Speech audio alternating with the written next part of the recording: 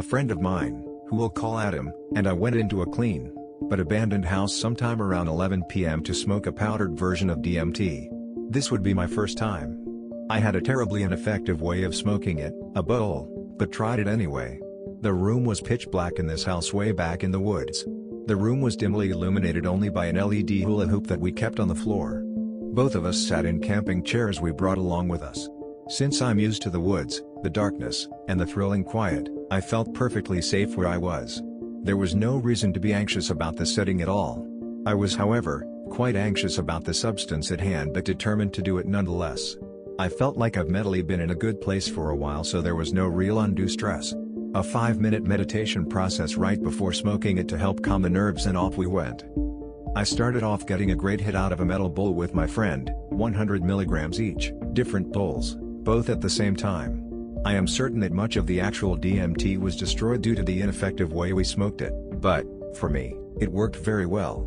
Before I was fully done with my first hit, things started to get really fuzzy, really fast, almost shaking. I kept down the hit and kept adding to it, small hit by small hit, until I had to exhale to add more. I exhaled finally, burned the rest of the bowl best I could as fast as I could because I felt I was quickly losing control of my body. I held in the hit and placed the bowl and lighter, now hot, on the floor of the darkroom, lightly illuminated by an LED hula hoop, and laid back in my chair with my eyes shut.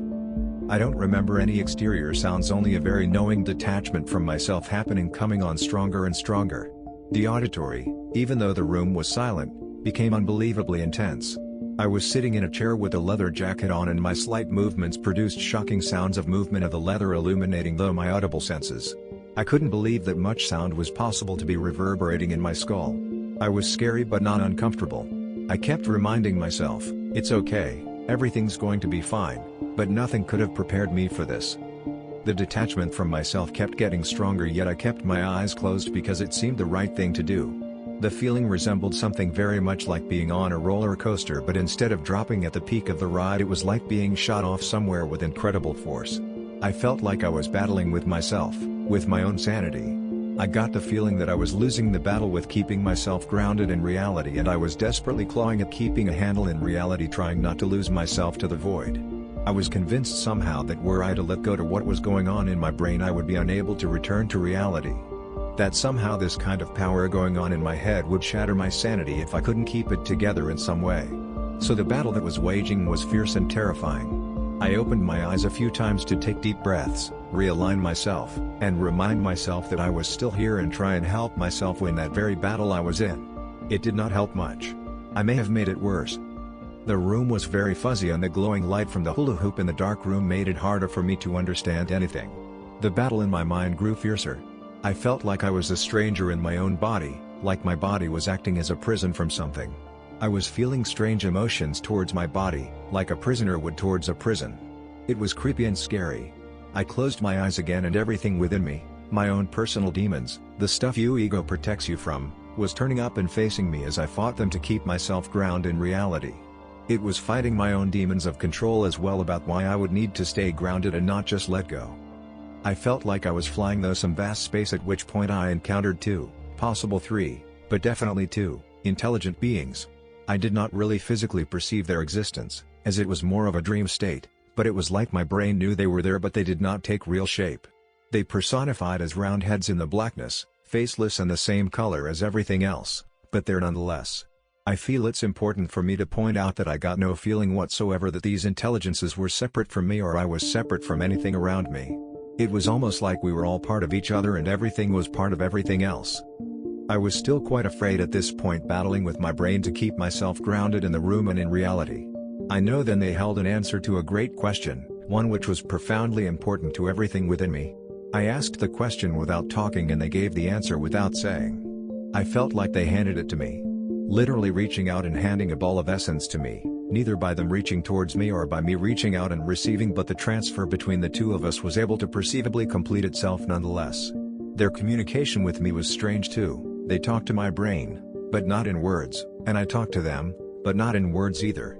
But complete knowing and understanding. Later research would show me that this form of communication is best understood as telepathy. This place was a place of everything being combined with everything in the most amazing of ways. My brain, Here in reality, realized how profound this moment was immediately and grasped at it.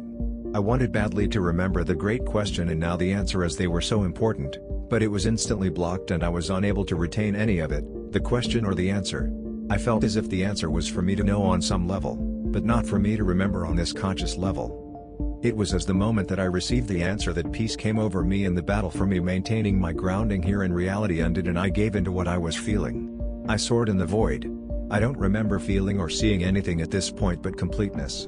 My perception of anything and everything was gone.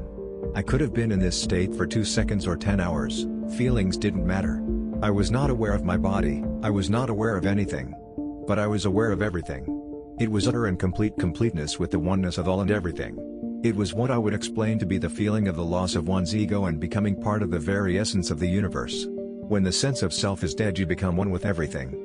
All memories, inhibitions, the good, the bad, cares, loves, hates. Everything. Gone. This is the feeling of being one with everything.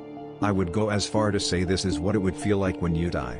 Yet even now as I type this I feel like I stayed aware of the presence of those beings that were part of all of this, who gave me the great answer to the great question, though all of it. I mind, however unconscious it still was, realized quickly when the first step of the calm down began because it was like a sudden click away from the amazing place I was in. Like, you're going to go back now. I mentally reached and stretched to somehow stay where I was as the next click came. Still I reached with everything practically mentally begging not to have to leave. There may have been 1 or 2 more clicks as I was stepping away from where I was yet I was still not really aware of my body, just that I was now leaving that place. And then the rush back to reality. I inhaled deeply as I became very aware of where I was in that abandoned house, and I looked over at Adam and he at me as it seemed we both came back the same time. Later I found out he didn't break though, which, to me, was a shame. The aura afterwards was pleasant, but this whole experience was unbelievable. Easily the most intense and amazing experience of my life.